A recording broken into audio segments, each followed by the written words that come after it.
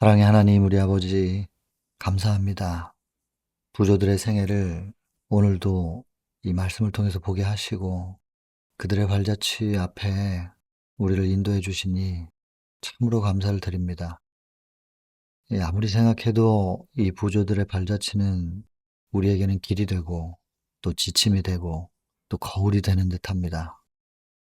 하나님, 우리에게도 흔들리지 않는 믿음을 주시기를 간구드립니다. 믿음의 선조들의 일생을 통해서 완성되어지는 그들의 믿음, 또 하나님과의 관계, 또 우리가 짧은 시간 안에 그들의 일생을 보고 있는데 혹은 수십 년을 보고 있습니다. 무엇이 금방 이루어진 것 같으나 그들의 현실은 그들의 인생 전체를 걸었음을 기억하고 오늘날 우리의 현실 속에서도 당장 무엇이 이루어지기를 기대하지 않도록 사랑으로 오래 참고 모든 것을 견디고 기다릴 수 있는 우리가 될 수 있게 믿음을 주시길 바랍니다. 오늘도 이제 또 모세의 생애를 통하여 하나님께서 우리에게 말씀을 하실 텐데 이 기록된 말씀을 통해 하나님의 음성을 꼭 들을 수 있게 되기를 바랍니다. 성령으로 우리 각자의 자리에 역사해 주시기를 간구드립니다. 시종을 아버지께만 의탁드리고 하나님께서 다 주관해 주시고 하나하나 하나님께서 개입해 주시기를 바랍니다. 들으시고 응답해 주심에 감사하며 예수님 귀하신 성으로 간절히 기도드립니다. 자, 부조와 선지자 22장 모세를 요약을 해보면 첫 번째는 뭐니 뭐니 해도 어머니의 신앙교육이죠. 하나님의 특별한 섭리로 본인의 아들을 키우면서 양육비까지도 지원받을 수 있는, 이건 참 놀라운 일 아니겠습니까? 근데 처음부터 하나님의 뜻을 이루시는데 모세가 지목받았다고 생각한 것은 아니었던 것으로 우리가 본문 내용을 보니까 처음부터 그렇게는 아니었는데 분명 하나님께서 지도자를 주시겠다고 했는데 아들이 태어났을 때 그것이 꼭 내 자식만이 아니라 그 아들을 죽도록 내버려 둘 수 없다라고 생각을 하고 하나님께서 보호하실 거라는 믿음으로 지켜냅니다.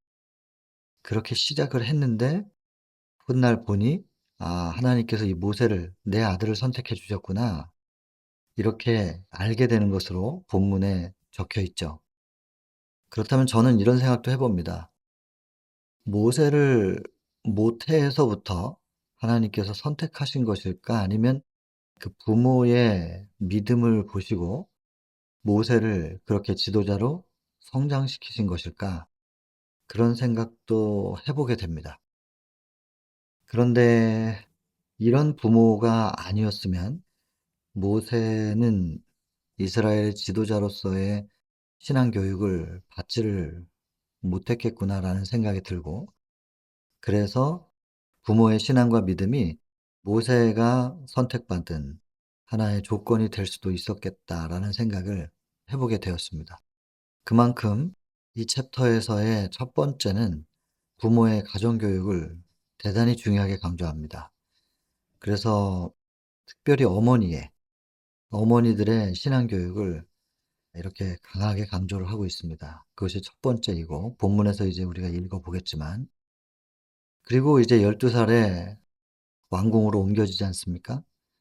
근데 그 12살 되기 전까지의 신앙 교육 때문에 우상 숭배로 둘러싸여 있는 그 왕궁에서, 그리고 12살까지 성장했었던 그 가난한 형편의 그 초라한 모습과는 너무나 다른 왕궁의 화려함 속에 들어가는데, 오늘날 12살 생각해 보면은 그냥 물들어 버리기 참 쉬운 나이죠.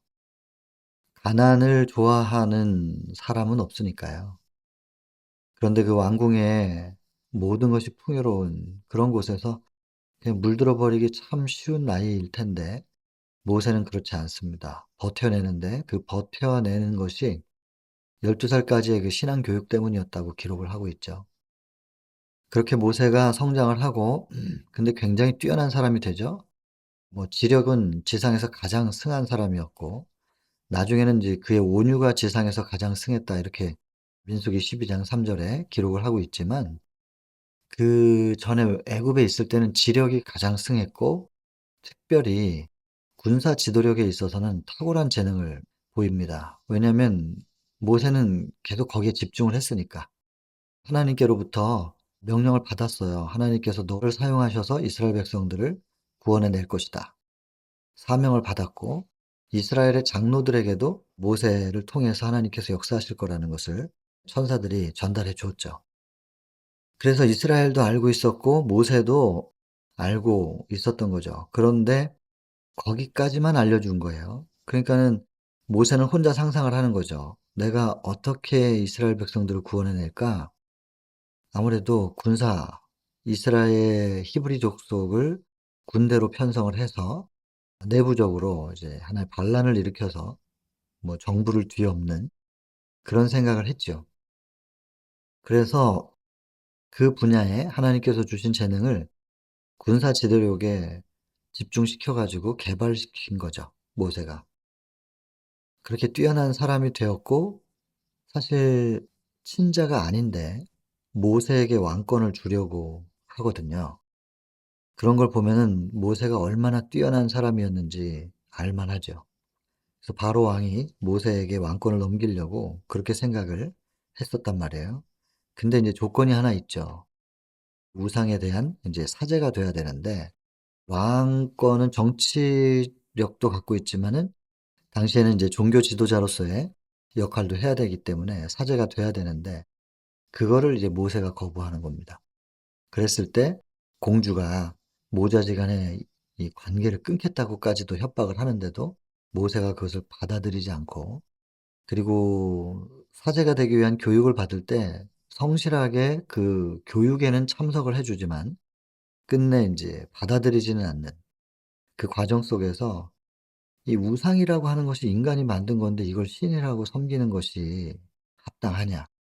'이거 참 어리석은 일이 아닌가.'라는 인제 모세의 반박이 있고 뭐 여러 논쟁들이 있었나 봐요. 그럼에도 불구하고 이제 왕자니까 그 묵인되고 그냥 넘어갔던 건데 굉장한 어떤 그 갈등도 있었고 모세는 철저하게 그 거부하는 그런 모습이 묘사가 됩니다. 사실 뭐 그냥 사제로서 이렇게 안수만 받아도 당시에 최고의 국가인 애굽의 왕이 되는 건데 그냥 그래도 되는 참 유혹받기 쉬운 그런 상황이었는데 모세는 그 부귀영화를 포기하고요. 이스라엘 백성들과 함께 하기로 노예가 돼 버린 그 백성들과 함께 하기로 결정한다는 것이 그리고 그 뜻을 굽히지 않는다는 것이 이해가 잘 되지는 않습니다. 뭐 성경이니까 뭐 그럴 수 있지. 성경에 적혀 있는 내용이고 성경의 지도자니까 믿음의 조상이니까 그럴 수 있지라고 쉽게 생각하기에는 감정이입을 해 보면 그게 그렇게 간단한 일은 아니죠. 이미 이스라엘은 요셉을 알던 애굽의 왕은 이제 다 죽었고 그래서 이스라엘 백성들이 인제 번성하는 것이 이제 정치적으로 위협을 좀 느끼게 돼서 요셉을 알지 못하는 왕은 이스라엘을 이렇게 견제를 하고 나중에 노예로까지 만들어 버렸는데 그러면서도 이스라엘 백성들이 머리가 좋고 기술이 좋으니까 내보내지는 않고 꼭 붙잡고 있으면서 노동력으로 인제 쓰는 거죠. 이제 그런 비천한 형편에 있었던 백성들과 자기 인생을 함께 걸고 나아가겠다. 그렇게 재능이 있고 주목받고 있었던 모세가 그런 쪽으로 선택을 한다는 것이 그렇게 쉬운 일은 아니었을 겁니다. 자 아무튼 가정교육에 강조가 있었고 그리고 왕궁에서 모세의 모습이 묘사가 됩니다. 그리고 이제 40 살이 되었을 때 어떤 사건이 좀 벌어지죠. 애굽 군사를 죽이게 되는데 '이제 때가 되었구나.' 하면서 뭔가를 시도하려고 할 때가 이제 40 세. 한참 젊은 나이고 또 젊기만 해 가지고는 지도력이 좀 생기지는 않는데 40세 정도면 젊으면서 지도력도 행사할 수 있는 나이죠. 가장 자기 자신을 믿을 만한 나이죠. 근데 하나님은 그런 방법이 아니었던 거죠. 그래서 이 챕터에서 가장 중요한 부분을 뽑으라고 한다면 모세의 애굽에서의 40 년과 광야에서의 40 년의 비교입니다. 그래서 애굽에서 40 세가 되었을 때 '이제는 내가 좀 뭔가 해볼 만한 때가 되었다.'라고 생각하는 자기를 믿는 행위에 의의 전형적입니다. 아브라함도 그렇고 이삭도 야곱도 일평생을 통해서 믿음의 의의를 배우는 거죠. 일평생을 통해서. 처음부터 믿음의 의의를 가지면 참 좋을 텐데. 혹은 또 이삭 같은 사람은 20 살에 자기를 제물로 줄 만큼 믿음이 있는 사람이긴 했었습니다. 순종하는 사람이었고. 그런데 또 나중에 블레셋에 가서 아브라함이 애굽에서 거짓말했었던 것처럼 자기 아내가 아니라는 거짓말을 하잖아요. 흔들리는 믿음도 보여지고요. 이것이 사람인 거죠. 그래서 믿음의 의의를 배우는 것도 오래 걸리는 일이지만 한때 믿음의 의의를 안다고 해도 그것이 흔들릴 수도 있다는 거. 그리고 또 넘어질 수도 있다는 거. 그래서 절대로 방심을 할 수 없는 것이 인생이라는 거. 이걸 우리가 알게 되죠. 모세도 어김없습니다. 모세도 자기가 할 수 있다고 생각했었던 40 살, 그러다가 80 세가 되었을 때 "나는 아무것도 할 수 없는데요." 라고 했을 때 하나님께서 모세를 쓰셨던 거. 요 두 차이는 이 챕터의 가장 핵심적인 부분이라고 보겠습니다. 나중에는 이제 모세가 이스라엘 백성들을 이끌어냈을 때 이스라엘 백성들이 믿음을 배우는 과정이 기록이 돼 있지요. 이제 개인이 아닌 이제 민족입니다. 그러다가 나중에 인제 나라가 세워졌을 때 국가적인 믿음, 믿음이냐 행위냐. 구약 성경 내내 믿음으로 하는 거냐 나의 능력과 나의 행위로 하는 거냐. 구약 역사가 전체가 이거 얘기하는 겁니다. 신약에서는 이제 역사 이야기는 없지만 이론적으로 많이 정립이 되어 있죠, 서신들을 통해서. 그리고 예수님도 이 땅에 오셔서 계속해서 믿음의 의의를 강조하신 것이고 믿음의 의의의 가장 샘플적인 사람 예수님이셨습니다. 그래서 성경 전체는 믿음의 의의를 얘기하고 있다. 그리고 인간들이 태어나면 본성은 행위의 의 쪽으로 기울어질 수밖에 없습니다. 본성은 계속해서 그쪽으로 기울어져 가는데 그 행위의 의 쪽으로 기울어져 가는 인생의 본성들을 믿음의 의로 되돌리는 과정. 예, 이것이 성경의 처음부터 끝까지라고 보겠죠. 그리고 그 일평생을 통해서든 얼마의 시간을 들이든 간에 믿음의 의를 경험적으로 이해하고 거기에 도달할 수만 있다면 그게 인제 하늘 가는 티켓인데요. 그 과정 속에서 하나님께서 우리에게 믿을 수밖에 없는 상황들을 계속 만나게 하시고 믿음이 아니면은 살아갈 수 없는 상황들을 자꾸 만나게 하실 겁니다. 내 힘으로는 도저히 할 수 없는 상황들. 절벽 끝까지 몰아붙이는 거죠. 그리고 철저하게 하나님만 믿는 믿음으로 그들이 어떻게 구원을 경험하는가. 이것을 맛보게 해 주려고 하나님께서 계속해서 끌고 가시는 이야기. 그게 성경 전체의 이야기면서 또 우리 개인의 삶이기도 한 것이죠. 신앙생활인 거죠, 이것이. 이 이야기입니다. 그리고 이제 80세 사명을 받고 나아가는 과정 속에서 이제 아들에게 할례를 주지 않았던 거죠, 이 모세가. 이 부분 굉장히 무서운 부분인데요. 천사가 나타나서 죽일 듯이 덤벼들었다고 그냥 항상 유하고 착하고 부드럽고 뭐 좀 우리가 잘못하면 옆에서 눈물 흘리고 슬퍼하고 그런 천사가 아니라 이 죽일 듯이 달려드는 천사. 근데 하나님께서 이 본문에는 기록되어 있지 않지만 미리 언지를 주셨다는 거죠. 하나님의 백성의 지도자가 될 사람들, 그런 사람들에게 모세뿐만 아니라 그 가정도 아들들에게 이제 할례라고 하는 것은 구별시키는 하나의 표였잖아요. 하나님의 백성과 일반 사람들과의 구별하는 표였는데 이것을 아들들에게 행하라라고 하는 것을 미리 언지를 주셨던 건데 사실 모세가 광야에서 이 창세기를 기록했잖아요. 창세기 17 장에 이 할례 얘기가 나온단 말이에요. 아브라함에게 하나님께서 할례를 받도록 하는 그리고 그 이후의 후손들 전부 다 하나님의 백성이라고 하는 표로서 아들들에게는 할례를 하도록 이렇게 했는데 모세가 그걸 모를 리가 없죠. 모세가 창세기를 기록했는데. 근데 이제 아내인 그 시보라가 '굳이 그렇게 어린애들한테 해야 되냐.' 그래 가지고 차일피일 미루고 있었던 거죠. 그런 상태로 이제 이스라엘 백성들을 구해내려 가려고 하니까 천사가 그렇게 화를 내면서 죽일 듯이 덤벼드는 그런 상황이 된 거죠. 그러니까 깜짝 놀라서 십보라가 그냥 '모세가 이러다 죽겠구나.' 해 가지고 그 의식을 행한단 말이에요. 이런 부분들은, 그리고 마무리가 뭐라고 합니까?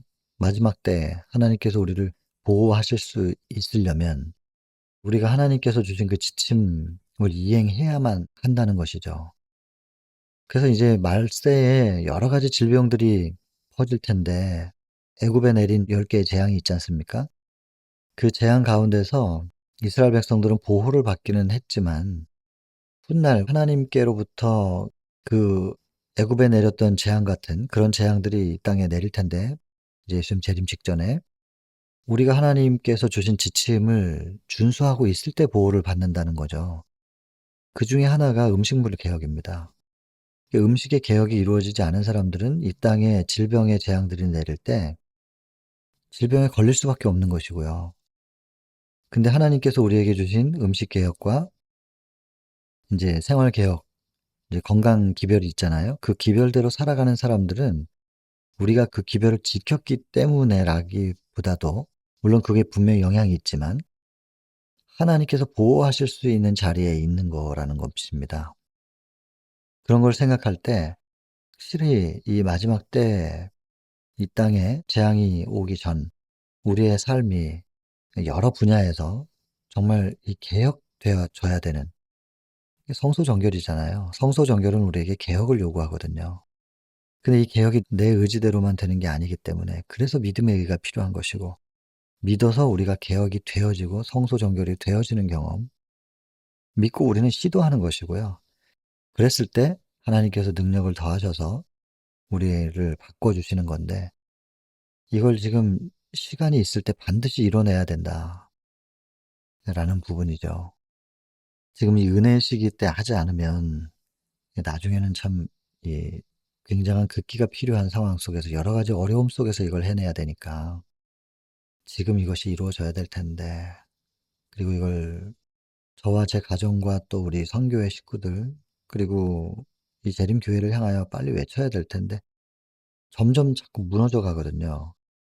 그래서 과거에는 이제 목회자분들이 만약에 고기를 드시는 분이 계셔도 좀 이렇게 눈치를 보면서 좀 드셨는데, 요즘에는 그냥 뭐 교회 활동할 때 아예 고기를 펼쳐 놓고 먹는, 이거 뭐 제가 처음 신앙할 때만 해도 그 모습과 지금 모습은 너무나 다른 거죠. 그래서 이게 점점 더 좀 느슨해지는데, 그렇다고 고기 얘기를 하자면 "그럼 고기 먹으면 구원 못 받습니까? 뭐 요렇게 행동하면 구원 못 받습니까?" 이렇게 질문을 하면은 "그거 하나 때문에 구원받지 못한다." 이건 또 아니거든요. 그렇게 대답할 수는 없는 부분이지만, 그러나 엄밀하게 결론만 얘기한다고 한다면 사실 맞습니다. 화이트부인의 언급에 하늘에는 육식하는 사람이 없을 거라 그랬기 때문에, 그 육식하는 사람 하늘 가기 어렵다는 얘기 아니에요? 사실 못 간다는 얘긴데, 먹느냐 안 먹느냐의 문제가 아니고 선악과 그 과일 하나 먹냐 안 먹냐의 문제가 아니라니까요 지금. 그 문제가 아니라 이건 하나님과의 관계 문제고, 하나님께서 주신 지침에 대하여 우리가 얼마나 그것을 무게 있게 받아들이고 순종할 수 있느냐의 문제죠. 그리고 그 순종에 있어서 내 의지대로 순종하는 게 아니고 믿어서 순종이 되어지는 경험을 하는 그 문제이기 때문에, 사실상 "먹으면 구원 못 받습니까?" 질문이 잘못된 거긴 하지만 결론은 맞습니다. 결론은 그렇습니다. 그래서 철저하게 개혁이 이루어져야 되는 거, 그렇게 인제 마무리가 되죠. 한 가지 더 언급하자면 그 떨기나무. 떨기나무는 인제 시대소망 1 장에서도 나오지 않습니까? 성육신에 대한 예표였습니다. 육신을 준비하시고 육신 속에 하나님께서 임하실 수 있느냐. 떨기나무, 이 땅의 지상의 하나의 사물인데 거기에 영께서 임하셔서 불타지 않는, 불만 붙어 있는 떨기나무. 의미가 있죠. 그것은 이제 성소를 의미하고요. 실은 우리도 인제 성소기 때문에 우리도 성육신 할 수 있어야 되는 것이고 그렇게 돼야 됩니다. 우리라고 하는 육신 속에 성령이 충만히 임해서 우리도 성육신 경험을 해야 되거든요. 그리고 또 하나 광야에서 길러진 것은 온유, 믿음이었습니다. 믿음으로 말미암아 온유할 수 있었죠. 그게 이제 애굽의 왕궁과는 비교할 수 없는 천연계의 그 장엄하고 광활한 그 대지, 거대한 산맥들 보면서 창조주를 인정할 수밖에 없는, 그래서 이제 믿음이 그렇게 성장한 창조주와의 소통이 이루어졌고 그래서 창세기도 기록한 건데 또 욥기도 기록했죠. 뭐 본문에 나와 있지는 않지만은 아무튼 그렇게 창조주에 대한 이야기를 기록을 하는데요. 그렇게 믿음이 있었던 사람도 애굽에 가서 백성들을 이끌어내라 하니까 처음에는 겸손이었는데 자꾸 이렇게 보다 보니까는 하나님께서 "내가 너와 함께한다." 하는데도 불구하고 자꾸 다른 사람을 선택하시라고 이렇게 얘기하는 것은 이제 겸양인 것 같았지만 이제 불신이잖아요. 겸손과 불신의 차이, 이것도 좀 저희가 많이 생각해 봐야 될 부분입니다. 물론 그래서 하나님께서 증거를 보여주셨고 그리고 이제 모세는 하나님을 못 믿었다기보다는 내가 하나님 명령을 받고 백성들 앞에 갔을 때 백성들이 나를 뭐라고 보겠느냐. 왜냐하면 40세 때 그 상처가 있잖아요. 이스라엘 히브리 족속을 위하여 자기가 그렇게 열심히 노력했고 이제 때가 돼 가지고 딱 백성들의 힘을 모아 보려고 했더니 오히려 백성들로부터 거부당했던, 굉장히 충격이었을 거예요. 모세 입장에서는 그게 상처였을 것이고. 근데 그때 능력 있을 때도 그런 상처를 받았는데 지금 이렇게 초라해진 모습으로 가 가지고 백성들 나를 따르시오 이랬을 때 백성들이 비웃지 않겠는가. 이거는 과거 40년 전 있었던 그 상처 때문에 자꾸 사양했던 것으로 저는 그렇게 보여집니다. 사실 하나님의 종으로서 백성의 지도자로서 세움을 지금 받아야 되는데 이렇게 자꾸 뭐 핑계를 대고 "저는 말을 못하는데요." 이러면서 성경에 기록되어 있다는 것이, 그래서 성경이긴 한데 '하나님께서 왜 이런 사람을 골랐지?' 이런 생각이 들 만큼 모세가 굉장히 나약한 믿음이 없는 모습을 보인단 말이에요. 근데 하나님께서 이걸 허용하신 이유, 증거들을 보여주시면서까지도 "너여야 돼. 모세 너여야 돼." 이렇게 계속 대화를 이끌어 나가시는 모습 속에서 제가 느끼는 건 뭐냐면 지금 모세가 왜 이렇게 자꾸 사양하고 고사하고 그것이 정말 믿음이 없어서라고만 생각해야 될 것인가. 저는 이 40세 때 받은 그 상처가, 이 배신감 있잖아요. 그게 꽤 컸을 거라고 생각이 들거든요. 그리고는 인제 광야로 도망 나와 가지고 사실 정반대의 인생을 사는 거잖아요. 왕이 돼야 될 사람이 양치기 하고 있는 건데 애굽에서는 특별히 목축하는 거를 굉장히 천하게 여겼단 말이에요. 그러니깐 애굽에서 12 살까지 어머니한테 교육받았지만은 12 살부터 40 세까지는 왕궁에서 교육을 받았는데 아무래도 영향을 받은 부분이 있을 거 아니겠어요? 그런 정서로 볼 때 양치기는 가장 천한 일입니다. 왜 이렇게 살게 됐냔 말이에요, 모세가. 물론 자기가 믿음이 부족했구나. 믿음으로 했어야 되는데 이런 것도 깨닫고 뭐 필요한 시간이었죠. 애굽에서 잘못된 거 물 빼는 시간으로. 그렇긴 하지만 그건 하나님의 입장이셨고 모세의 입장에서는 분명히 상처가 있을 거예요. '내가 이렇게 된 거는 인제 백성들이 나를 거부했었다. 하나님께서 그거를 헤아려 주시는 것이구나. 그래서 이렇게 믿음 없는 모습처럼 보이는데 그를 용납하고 계속해서 뭐 지팡이도 손에 문둥병도 뭐 이러면서 자꾸 보여주시는 거잖아요. 다 기록은 안 돼 있는데 그 하나님께서 모세를 그렇게 허용하시고 포용하신 것은 인간적으로 모세가 받은 상처에 대한 하나님의 이해, 그리고 긍휼히 여기심, 그리고 보듬으시는 이런 따뜻함이 보입니다. 참 좋습니다. 하나님이 이런 분이시라서.